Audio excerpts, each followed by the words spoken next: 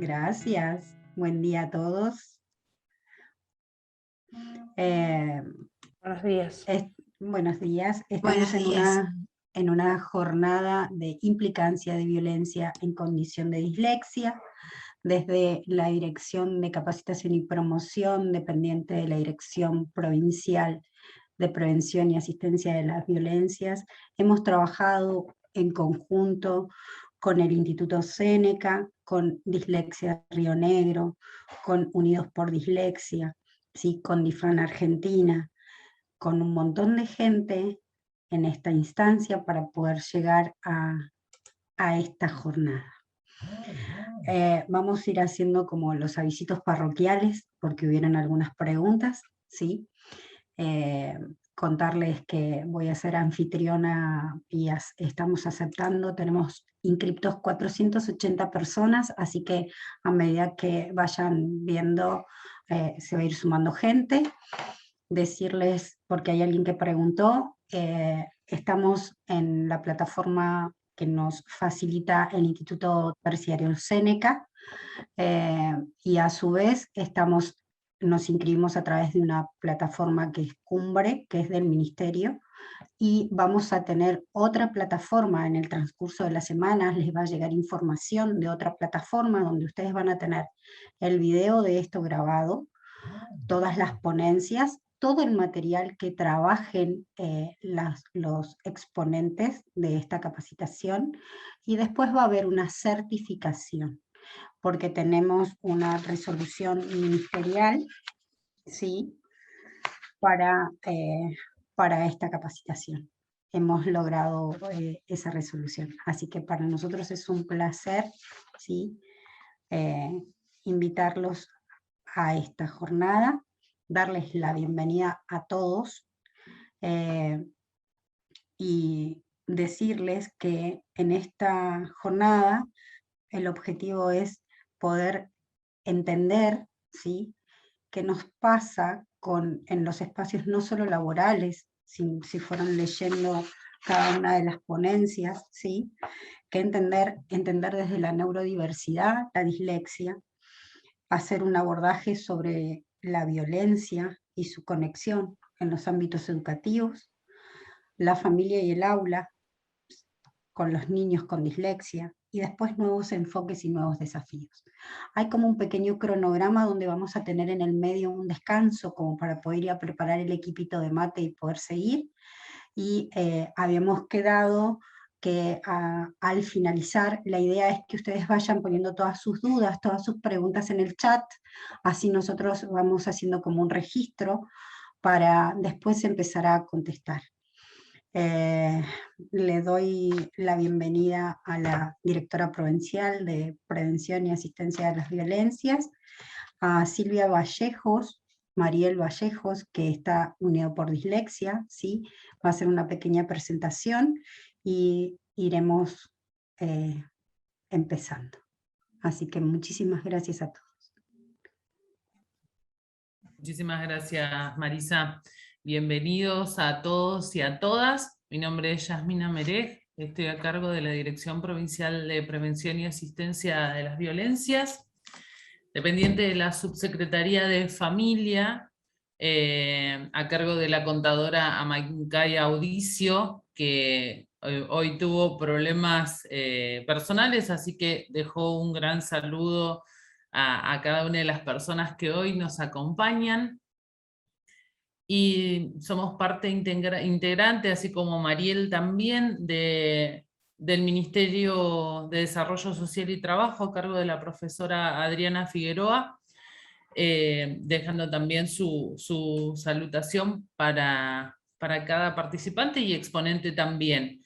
Para mí es un agrado enorme poder acompañar y que podamos desarrollar este encuentro y acompañar también a las asociaciones que trabajan por la dislexia.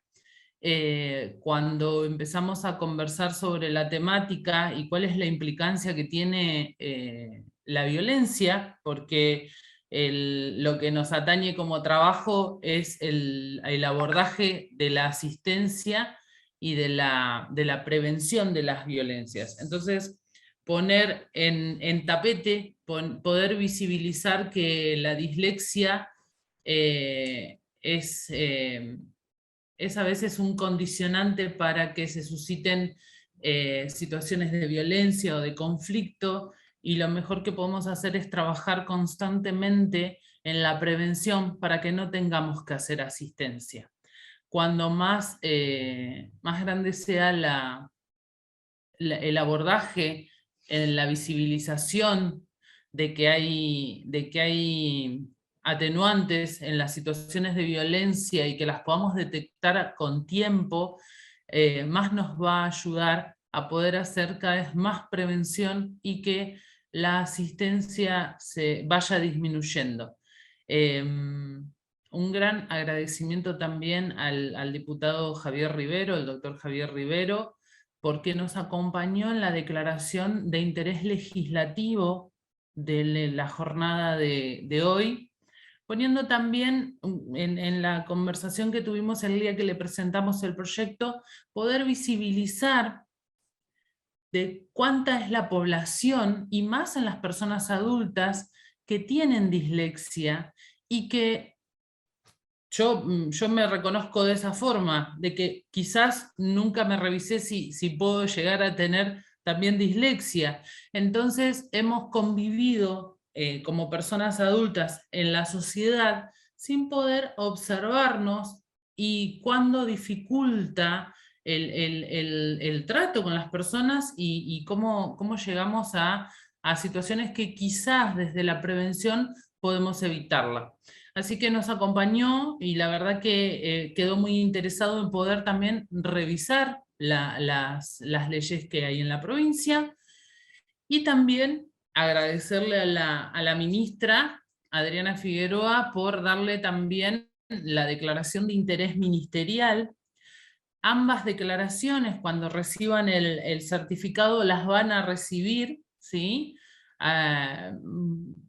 También como muestra del interés de que se pueda visibilizar y se pueda acompañar en el desarrollo de políticas públicas que atañen también a la dislexia. Así que un placer para mí poder hoy estar en tan grata compañía, tanto de expositores como de las personas que se levantaron temprano un sábado. Así que muchísimas gracias y te doy la palabra, Mariel.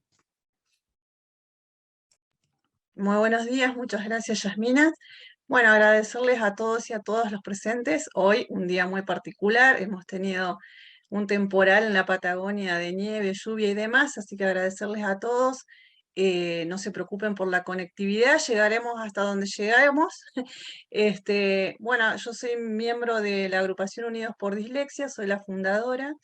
Vengo acompañando justamente esta dificultad, visibilizándola a través de un grupo de personas que conformamos, valga la redundancia, esta agrupación en la provincia de Neuquén, conformadas por familias y por profesionales que venimos trabajando desde hace años en esto, justamente lo que explicaba Yasmina, de visibilizar esta temática. ¿Por qué hablamos de visibilizar? Porque hablamos de que es invisible, ¿no? Muchas veces no nos damos cuenta qué es lo que nos está pasando, por dónde estamos atravesando, y bueno, justamente por eso nos unimos y empezamos a trabajar y a marchar en el marco de la Ley 27306, que es la Ley Nacional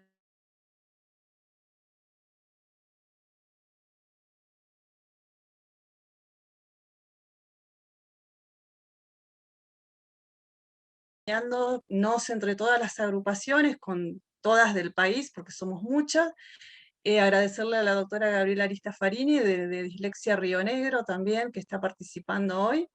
Nos venimos sumando todas las asociaciones y agrupaciones justamente para ir atravesando en todo el país la visibilización de la temática, y para que cada vez seamos menos las personas que sean invisibilizadas o excluidas del sistema, como explicaba Marisa hace un ratito, no solamente en el ámbito escolar, sino en los ámbitos formativos y en los ámbitos laborales. Así que bueno, muchas gracias a todos por estar acá presentes, a todos los profesionales de nuestra agrupación, el profesor Rodolfo Nicotra, que también es de de Unidos por Dislexia, al licenciado Marcos Olivera.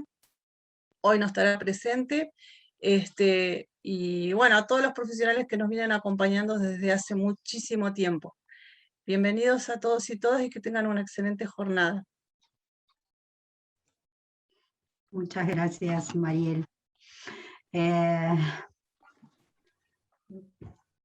Quedaría ver quién está del Instituto Seneca y si no, daríamos comienzo al espacio. Quería, como un último parroquial, avisarles que vamos a mandar por el chat cada vez que termine una ponencia un formulario de Drive para que ustedes puedan generar su espacio de asistencia para la certificación.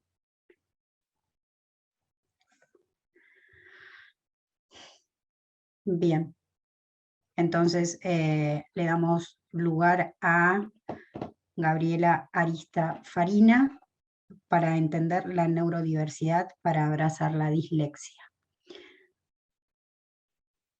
Bueno, muchas gracias, Marisa. Bienvenidos a todos y agradecerles la posibilidad de compartir con ustedes esta ponencia. Vamos a dar comienzo entonces. Voy a compartir pantalla.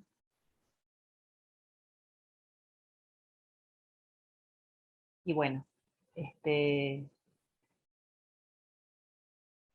empezamos con la presentación.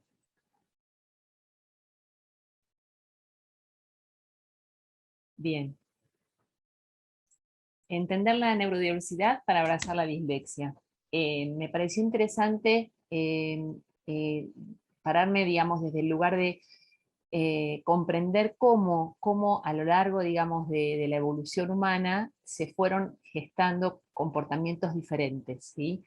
Y de esta manera entender la neurobiología de las emociones para entender por qué hay violencia todavía entre los humanos y por qué nosotros debemos entender la neurodiversidad para abrazar a la dislexia. Desde los comienzos del desarrollo de la humanidad, los genes y el ambiente siempre anduvieron juntos, ¿sí? O sea, los genes es la información que nosotros traemos en nuestros cromosomas y en nuestros ADNs, pero el ambiente es el impacto, es la epigenética, es el impacto que actúa sobre estos genes para ver cuáles se despiertan y cuáles no, cuáles se hacen manifiestos y cuáles no. Imaginemos esa millonada de genes que según el estímulo del ambiente en donde está, van a despertar o no. Esto habla de la neurodiversidad, del desarrollo neurodiverso de cada uno de nosotros y lo que nos hace tan diferentes unos de otros, ¿sí? Entonces, entender que los genes traen esta información y que la impronta del ambiente hace que propicie nuestras diferencias, ¿sí?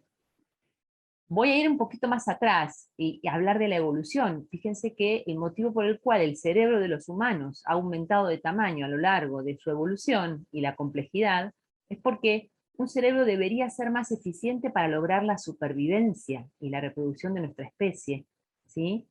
O sea que nuestro cerebro estaba muy bien adaptado al ambiente ancestral, al paleolítico, pero ha ido evolucionando a medida que han pasado los años. Si nosotros vemos una línea de tiempo, para que ustedes tengamos una idea de cómo, esto lo decía Carl Sagan, ¿no? Para imaginarnos los 4.500 millones de años del planeta, ¿sí? El día 1 de enero sería el momento en que nace, y nosotros, el 15 de noviembre nacen los primeros invertebrados.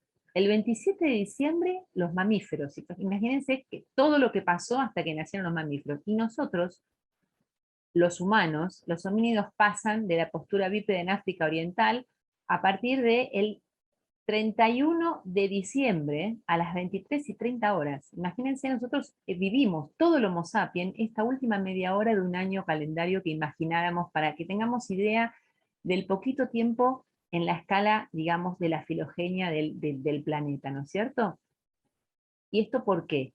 Para que primero entendamos que cómo fue nuestro cerebro, cómo fue evolucionando. No se los quiero hacer complejos, pero básicamente esto es un mito, el mito del cerebro triuno, que es un mito que después, obviamente con el avance de las neurociencias, se dejó de pensar así, porque ahora sabemos que el cerebro funciona con un todo complejo, pero esto es esquemático para que tengamos nosotros idea de digamos, de la evolución de nuestro cerebro, ¿sí?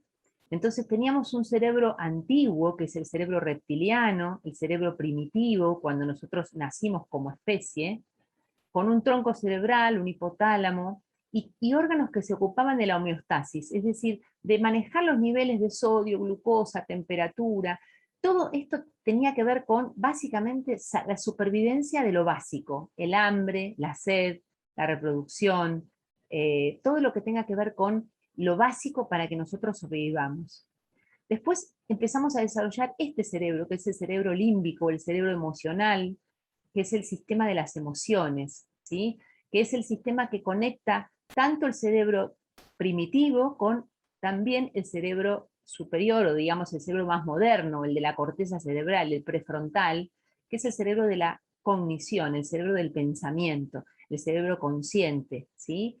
Ahora bien, si nosotros pensamos que funcionamos como un todo, deberíamos poder saber que estos tres básicos cerebros son los que dominan toda nuestra conducta, son los que hacen que nosotros actuemos de determinada manera y no de otra. Y en esta división que podemos lograr, tenemos que conocer cuál es el impacto de cada uno de ellos en las decisiones que tomamos.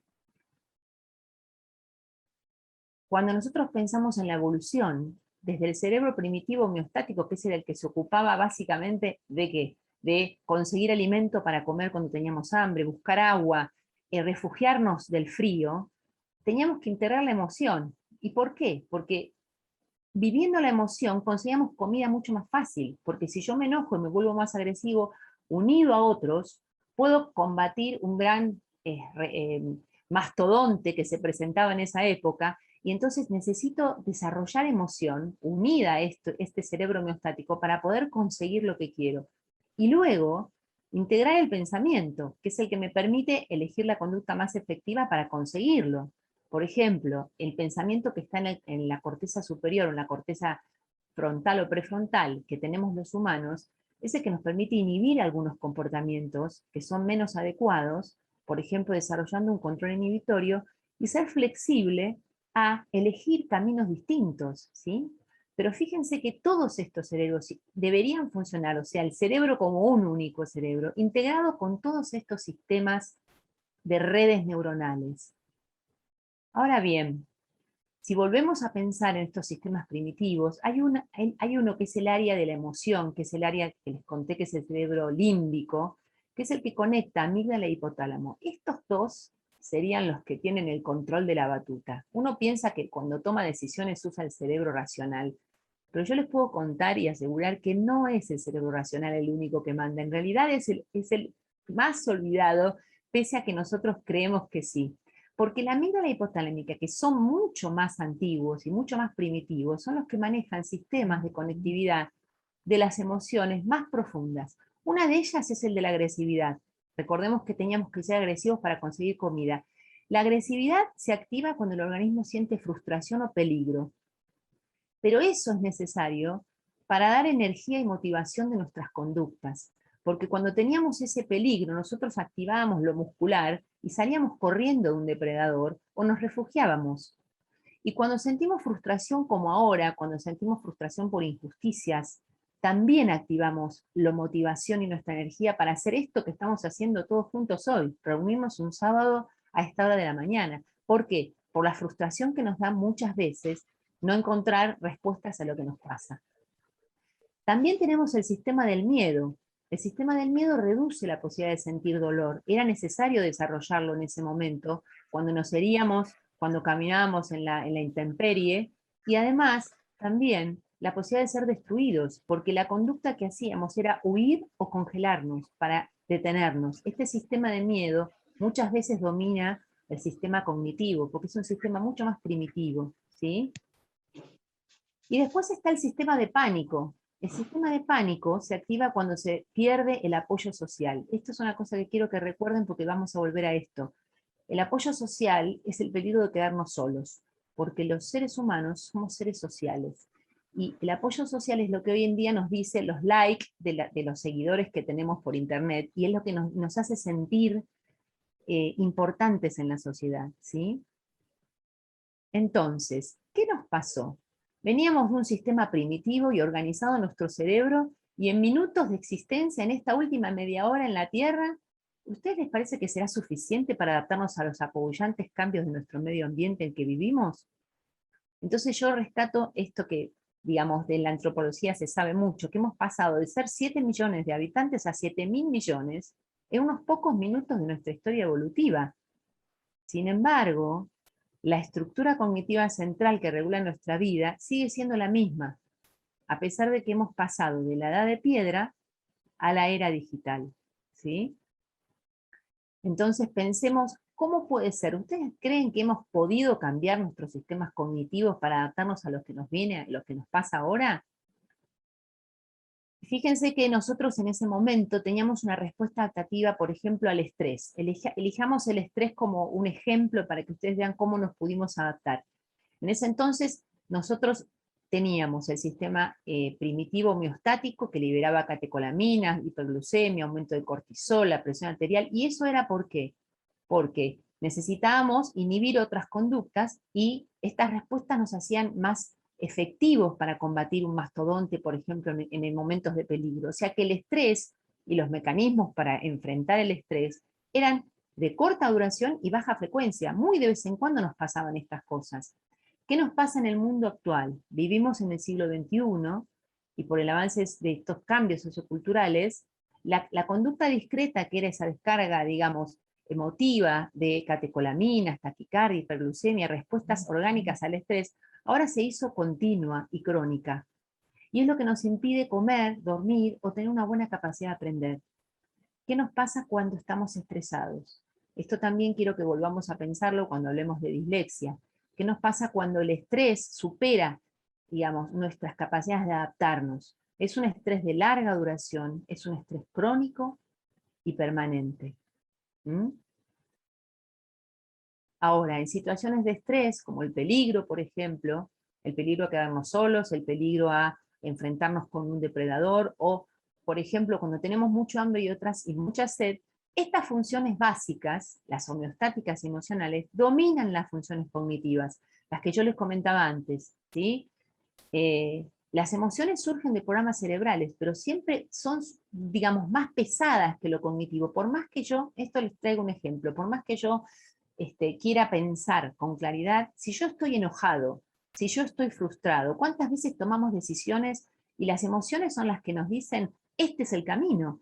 Y no tiene que ver con lo que uno cree que, digamos, razonablemente sería lo ideal, sino porque emotivamente nuestras emociones superan y tienen un impacto mucho más importante, y estos patrones de elegir lo emocional son los que nos hacen decir, es mi instinto, yo voy por acá, ¿sí? Instintivamente uno toma decisiones, no por lo que cree que o lo que sería lo mejor, sino por lo que siente que es lo mejor.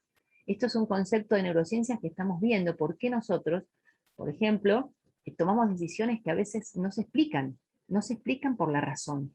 Y también explica por qué lo básico domina todo. Cuando tenemos hambre, no nos hablen. Hay personas que cambian del humor cuando tienen hambre. Nos pasa muchas veces que o sentimos tanto cansancio que no podemos ni razonar, necesitamos dormir.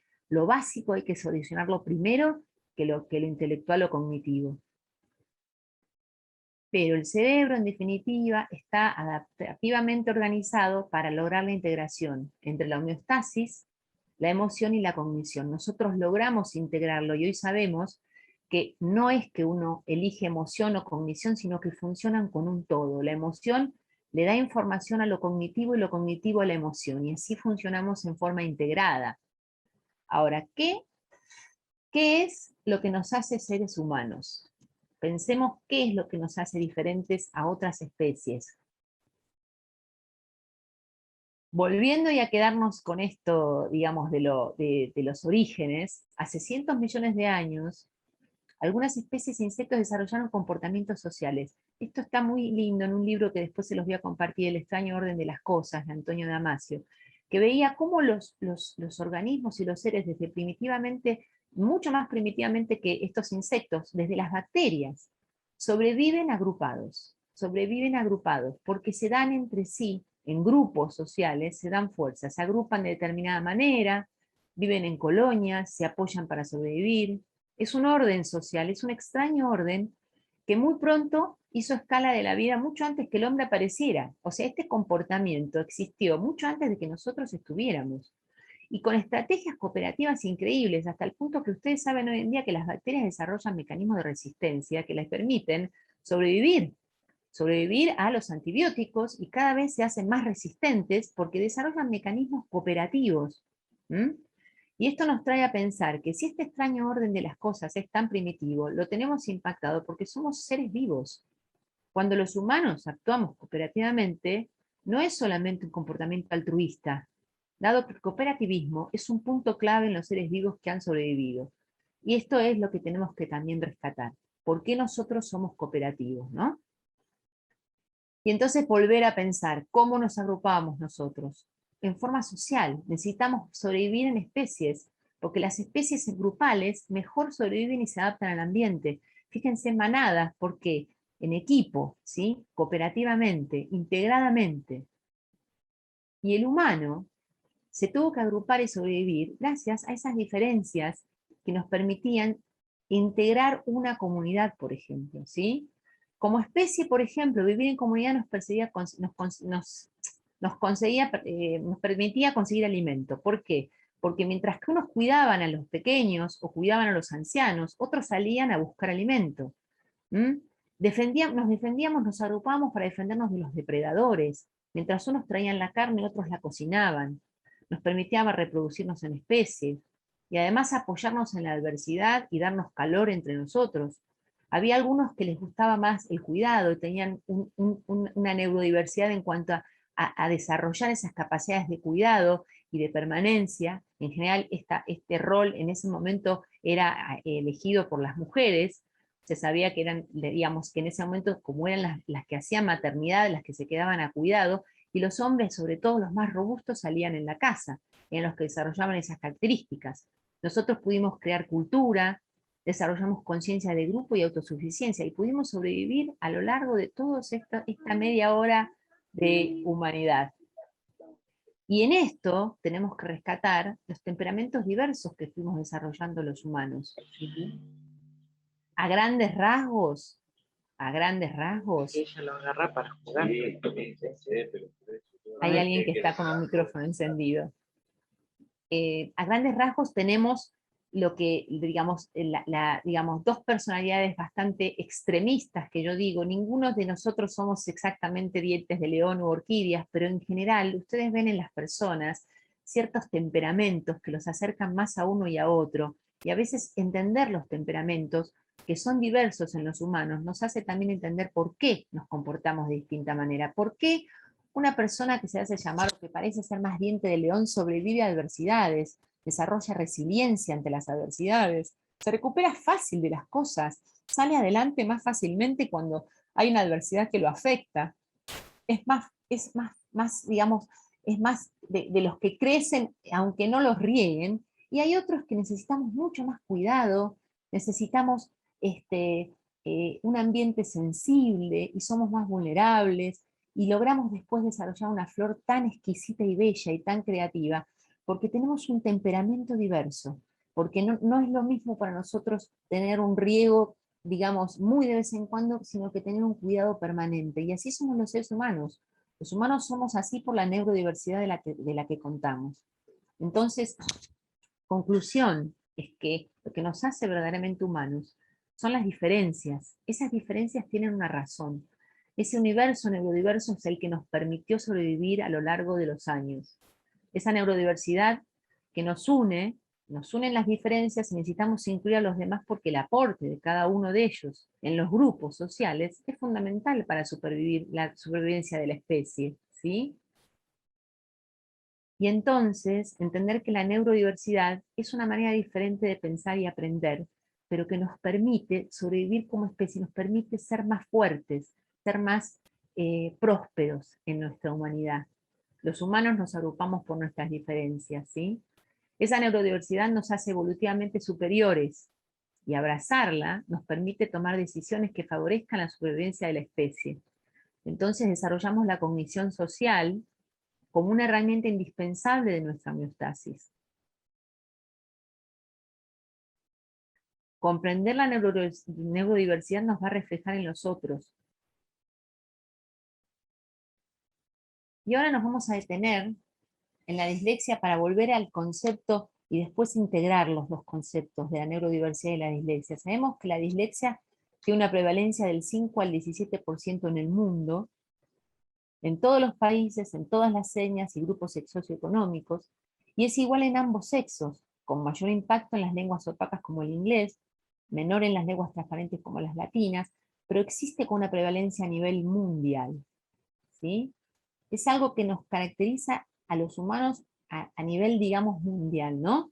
Y entonces, ¿cómo la definimos? Como un trastorno específico del aprendizaje, de origen neurobiológico, y esto, digamos, les voy a después contar qué significa, porque muchas veces ustedes escuchan que nosotros decimos de origen neurobiológico, y en realidad lo que tiene que ver es que tiene que ver con el neurodesarrollo de ese cerebro, que es caracterizado por una dificultad inesperada y persistente para codificar o comprender el lenguaje escrito. Y cuando decimos eso, del trastorno de origen neurobiológico, sabemos que el modelado de los genes por el ambiente impacta en ese desarrollo, y hace que entonces, en ese cerebro, las zonas que deberían estar preparadas para formar parte de neuronas especializadas en la lectura, no se desarrollaron. No se desarrollaron y no se pudieron captar para que lograran el aprendizaje de la lectura de la misma manera que en otras personas. Pero fíjense que hace más de 300 años la mayoría de los habitantes del planeta no sabíamos leer. Entonces tampoco existía la dislexia, porque esta dificultad se hace presente y es inesperada cuando aprendemos la lectura. Esto tiene que ver con cambios evolutivos en el cerebro. Entonces, si algunos no tuvieron esas áreas especializadas y no pudieron desarrollarlas, ¿por qué será? Uno a veces se pregunta por qué, ¿no? ¿Por qué la neurodiversidad? Y voy a volver a pensar en esto del neurodesarrollo y las comorbilidades, y pensando, digamos, en esto, es que también el cerebro de los niños con la condición de la dislexia, la comorbilidad es la regla, porque el neudesarrollo no es solamente un área la cual puede estar impactada en el cambio. El 50% de las personas con dislexia también tuvieron trastornos del lenguaje, un 20 a un 40% tuvieron trastornos por déficit de atención e hiperactividad, y coexiste también con la dislexia, o trastornos oposicionistas desafiantes, o también la disprasia, la discalculia y la disgrafía, que son otras dificultades del aprendizaje que se hacen manifiestas cuando hay dislexia, ¿sí? Todo esto que impacta también en funciones ejecutivas, porque también eso tiene que ver con el neurodesarrollo diverso. Entonces hay dificultades en la organización, en la planificación, en la atención, en la memoria de trabajo, en la capacidad de ser flexibles y controlar nuestros impulsos y regular las emociones, y a veces entender al otro y tener cognición social con el otro. Todo esto también puede estar impactando cerebros neurodiversos. Yo quiero volver a remarcar aquí una diferencia muy importante que se sabe en los últimos años, esto es del año 2010, es que, para que todo el mundo sepa que en la dislexia hay un coeficiente de lectura, digamos, en un niño neurotípico, el coeficiente de la lectura y la velocidad de la lectura vinculada al tiempo. Si eres inteligente, eres buen lector y viceversa. Es decir, uno va siendo buen lector y la inteligencia va paralela, pero en las personas con la neurodiversidad de la dislexia, el coeficiente intelectual es exactamente igual, es bueno, incluso puede ser superior, pero la velocidad de la lectura discrepa. Fíjense en esta divergencia, y esto es importante, son personas y somos personas inteligentes, ¿sí? Y somos inteligentes y somos capaces de desarrollar un montón de ámbitos de inteligencia, y lo que nos falta es esa capacidad de leer con velocidad, de ponernos a leer a esa misma velocidad y a esa misma y esa comprensión de la lectura igual que un niño neurotípico. Y entonces en este universo neurodiverso, donde la lectura se pone como paradigma fundamental, los niños con un desarrollo cerebral diferente se insertan socialmente menos equipados que sus pares para aprender a leer. Son más vulnerables a un ambiente violento, y pronto desarrollan la autopercepción de ineficacia con tendencia a deprimirnos. ¿Qué nos pasa entonces cuando nos insertamos en un ambiente en el cual no estamos preparados? ¿Sí? Y hay un impacto emocional muy grande. ¿Mm? Y esto tiene que ver con la activación permanente y crónica del estrés. Acuérdense de las áreas que yo les había contado, las áreas de la emoción del sistema límbico. Entonces, estrés por no estar a la expectativa de lo que se espera de nosotros, una sensación de soledad y aislamiento muy grande, la desesperanza aprendida, porque hagas lo que hagas te va a salir mal. Entonces hay una desesperanza que aprendemos desde muy chiquitos. Lo intentamos y no podemos, porque todavía no sabemos ni lo que nos pasa. Y el miedo y la ansiedad desmedida que nos genera sentirnos aislados, sentirnos que no encajamos, sentirnos que no tenemos cabida en ese universo. Y entonces volvemos a la pregunta, a ver, ¿qué nos hace humanos? Volvemos a preguntarnos por qué nos hace humanos. Y entonces lo que tenemos que comprender es que lo que nos hace verdaderamente humanos es nuestra capacidad de empatizar, sentir lo que los otros sienten, y tener una lectura de la intención de los demás, que es lo que llamamos la teoría de la mente. Saber lo que los otros piensan. Lo que los otros piensan, saber esto, y sentir lo que los otros sienten, nos permite desarrollar máxima capacidad de humanidad. Y entonces, ese desarrollo de esa capacidad se va aprendiendo. Se aprende desde que somos bebés. Desde que nacemos, tenemos esa habilidad de imitar lo que nuestro entorno social nos devuelve. Esas neuronas en espejo que desarrollamos cuando nos sonríe nuestra madre o nos sonríe nuestro cuidador primario. Fijamos la mirada, seguimos la mirada materna, desarrollamos gestos, nos comunicamos, prestamos atención a lo que nos enseñan, aprendemos los códigos, esperamos nuestro turno, imitamos socialmente lo que los demás imitan. Entonces nos desarrollamos desde bebés en un mundo social altamente cooperativo. La cultura nos enseña a colaborar entre nosotros y dependemos de los adultos por mucho más tiempo que otras especies animales. ¿Por qué? ¿Por qué no nacemos completos ya sabiendo todo esto? Porque nuestro universo en el que nacemos va cambiando a lo largo de la evolutividad. Los universos no podemos seguir naciendo adaptándonos a la prehistoria. Tenemos que nacer y adaptarnos al mundo en que nos toca vivir. El desarrollo de nuestro ser social va a depender de estos procesos madurativos y de la cultura en que vivimos y de la capacidad de autorregular nuestras emociones que vamos a aprender con nuestra familia de origen y después con nuestra escuela y después con nuestros maestros, ¿sí? Entonces vamos a ir desarrollando esa capacidad de adaptarnos a lo que nos toca y vamos a heredar un ambiente también, tanto como heredamos los genes. Fijémonos que la variación social no es algo que viene con los genes, sino que se va a crear socialmente. Nosotros estamos en una sociedad actual que piensa muy distinto a lo que pensábamos hace muchísimos años. Y nuestra cultura también va a cambiar, porque la manera en que nos vamos a relacionar, ¿sí?, va a surgir de respuesta a muchos desafíos adaptativos. Fíjense cómo ahora con los barbijos nos relacionamos de otra manera y encontramos alternativas a las relaciones. Y los miembros de la cultura que nacieron en esta pandemia van a aportar otras conexiones y otras formas de relacionarnos entre nosotros, pero siempre en base a la cooperación, a la confianza, a la justicia y al cuidado mutuo. Entonces, lo que nos hace verdaderamente humanos, si lo recapacitamos, es nuestra capacidad de producir cambios de paradigmas. Acuérdense, fijemos las luchas que tenemos nosotros, las luchas a lo largo de los años, las luchas por la integración. Acá tenemos un presidente que fue presidente de los Estados Unidos y logró ser una persona de color presidente cuando antes había esclavitud y cuando antes, cómo ha cambiado el paradigma social de las integraciones, de la aceptación de la neurodiversidad, de los cambios sociales que se han podido hacer. Y esto permite la inclusión de todas las personas, sin distinguir sexo, raza, religión o diferencias sociales. Y esto se ha logrado y todavía tenemos que seguir lográndolo. Pongámonos a pensar lo que está pasando en Afganistán ahora, con este tema de la separación de las mujeres y de volver hacia conductas que nos siguen separando del resto de los humanos. Y estas cosas tienen que empezar a cambiar, porque el predominio del bien común y estas habilidades de los humanos para cooperar entre sí, que tiene formas únicas, son capaces de superar el yo por el nosotros. Y esto va a operar con intenciones compartidas, conocimiento compartido y con valores socioemocionales compartidos. Y con esto quería terminar la presentación, porque nada, quería dejarles estas reflexiones de nuestras violencias y cómo poder aprender a manejarlas.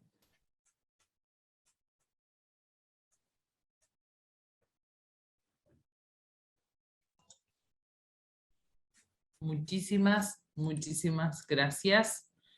La verdad que, Gabriela, das mucha claridad a un espacio que quizás nos falta bastante exploración, ¿no? Poder seguir reconociendo esta humanidad integral que tenemos. Si quieren ir poniendo alguna pregunta o algo que quieran indagar sobre lo que Gabriela nos fue compartiendo, es el momento. Esta claridad creo que ha sido muy clara, y dando esta explicación de empezar a ver por qué también surge. Me quedó algo que trajiste que es muy interesante, ¿no? Antes no había dislexia, ¿no? Mucho antes, porque tampoco sabíamos leer y escribir. Entonces la complejidad humana nos va llevando, o volvernos sociedades más complejas, nos va llevando a poder indagar sobre esto que nos pasa. Exactamente, nosotros la capacidad de lectura se desarrolla cuando, digamos, empezamos a nosotros, no es algo que es innato, o sea, nosotros sí hablamos y tenemos un lenguaje innato, pero todos sabemos que leer no es algo que viene innato, es algo que se aprendió a desarrollar un código que uno fue, digamos, para poder aprender este código tuvo que rescatar algunas áreas neuronales que eran neuronas que estaban capacitadas para reconocimiento de rostro, que se rescatan para capacitarlas en reconocimiento de letras, y así formar palabras y conceptos más superiores y desarrollar en la evolución esta vía de aprendizaje, pero no es innata. Por eso si nadie nos enseña explícitamente la lectura, no la vamos a aprender. Pero esto, digamos, tiene que ver con que nosotros ahora en este momento de esta historia nos comunicamos con lectura. Andás a ver, vayamos a saber más adelante si esta vía no queda por otro lado, porque ahora estamos comunicándonos a través de los videos, a través de la palabra, a través de las imágenes. Vayamos a saber qué otra cosa más nos espera, ¿no? Pero esta etapa que transitamos todos es la etapa de la lectura, y por eso tenemos que entender que tal vez no todos los cerebros están desarrollando esta etapa, sino hay otros cerebros más creativos que están desarrollando otras áreas, que vayamos a saber cuáles son y que nos deparan otra evolución. Estamos evolucionando constantemente los humanos y nada es estático acá. Ese es el concepto, que nada es estático. Nada. Lo único que es constante es el cambio. Me queda pensar en esto, ¿no? Cuando estamos hablando de las neuronas espejo, pensar que no había lectura, ¿sí? Hace mucho tiempo, no mucho tiempo atrás, pensar que posiblemente esas neuronas estaban funcionando como más permanentemente, ¿sí? Y la empatía formaba parte de esa comunidad, porque necesitábamos estar con un otro y generar esta comunidad para poder abastecernos, para poder tener lo que necesitábamos para la supervivencia y para poder sobrevivir, ¿no? Y también hoy por hoy, pensando en el estrés, cuando dice la frustración del estrés, hoy los estímulos estresantes son permanentes y no es lo mismo que hace un tiempo atrás, ¿no? Antes el miedo era que me comiera el diente de sable o que tuviera que cazar algo y ese algo me golpeara, a hoy pensarme que cada 2 segundos tengo un estresor permanente, entonces todos mis neuroquímicos están permanentemente en mi cuerpo, ¿no? Y me viene también pensando en esto, que somos los únicos seres que nos queda todavía el desarrollo del cerebro, ¿no? El resto de las especies nace, se para en sus patitas y empieza a correr, y nosotros necesitamos seguirlo desarrollando. Sí. Traigo un ejemplo, ¿no?, de la adaptabilidad y de también la complejidad que va generando las distintas circunstancias que vamos viviendo. Cuando comenzó la pandemia, vos recién, Gabriela, lo decías, nos tuvimos que observar con barbijo, ¿no? Revisarnos con barbijo. Y hay puntualmente, y se desarrolló acá en Neuquén, una persona desarrolló los barbijos con el plástico transparente para las personas que necesitaban leer los labios. Una persona hipocúsica, y hasta que no lo vio alguien más, los barbijos, bueno, la mayoría usamos barbijos que nos tapan la boca, o sea, no se ve cómo yo modulo mi boca. Y poder revisarnos como sociedad, que necesitamos estos cambios que nos van sucediendo, los tenemos que ver de forma integral, y que yo necesito estar con barbijo porque si no me contagio, porque me puedo enfermar, pero no me observo en que la persona que necesita leerme los labios ahora no se puede comunicar conmigo de la misma forma que antes se comunicaba. Entonces, la revisión, un poquito acompañando esto, ¿no? La revisión es constante y es necesario que nos vayamos adaptando y también adaptando lo más rápido posible para poder ser lo más sociables con la otra persona. ¿Leemos, Mari, algunas preguntitas que van haciendo? Hay unas preguntas que dice, hay una pregunta que es un poco técnica. ¿Cuáles son las endorfinas o los químicos del cerebro que segregan cuando estamos frustrados o con depresión? Después hay una persona que pregunta que si se puede distinguir. ¿Vamos con esa primero? Bien, dale. Vamos con esa. ¿No la perdemos? Sí, vamos con esa. Cuando estamos frustrados, nosotros, o cuando estamos con depresión, nosotros funcionamos con varios grupos de neuroquímicos que tienen distinta variabilidad.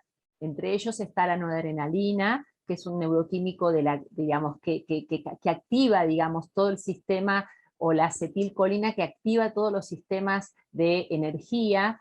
Y tenemos, digamos, neuroquímicos que activan el estrés. Cuando estamos enojados o frustrados, activamos estos sistemas de noradrenalina y acetilcolina. Y también tenemos otros neuroquímicos como la serotonina y la dopamina, que se activan para bajar esos niveles de estresores, ¿sí?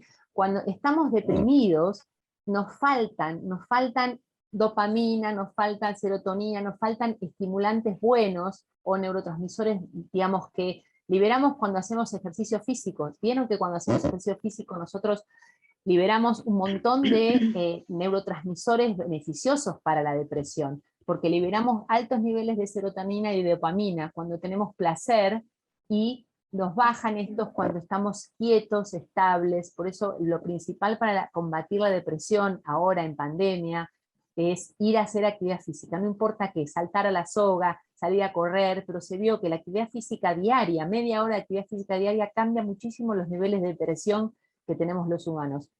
Estos neurotransmisores se desbalancean por lo emocional. Lo emocional es el motor de un montón de ellos. Bien. La siguiente pregunta es, ¿se puede distinguir 3 tipos de dislexia? Por lo que entendí, también saber diferenciar emoción, sentimiento y sensación.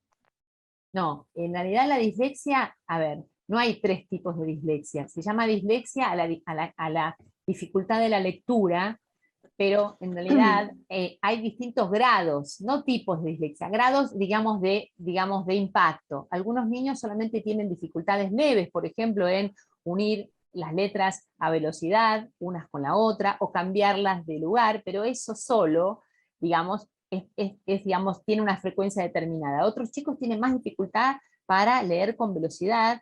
¿Y por qué pasa? ¿Qué pasa? Cuando leen, la vía de la lectura rápida que se desarrolla en un cerebro neurotípico, que es la vía automática, en ellos no está desarrollada. Entonces sí, tienen que seguir leyendo, siempre como si fuera la primera vez que leen la palabra, ¿sí? Entonces, por ejemplo, si nosotros leyéramos una palabra que no existe, lo vamos a leer letra a letra, y de esta manera activamos una vía de lectura que es la vía, digamos, inicial, la vía de codificación inicial. Pero después, a medida que vamos leyendo y conociendo la palabra, se la lee automáticamente. Uno usa otra vía de lectura. Esta otra vía de lectura automática es la que falla en el dislexio, en distintos grados. No todos los disléxicos transcurren su dislexia de la misma manera, porque incluso la manera de leer de los disléxicos va a cambiar en cuanto al impacto emocional que esto les genera. Porque un chico que vivió la dislexia con mucha frustración y sin ninguna comprensión, va a tener mucho más impacto emocional a la hora de tener que leer.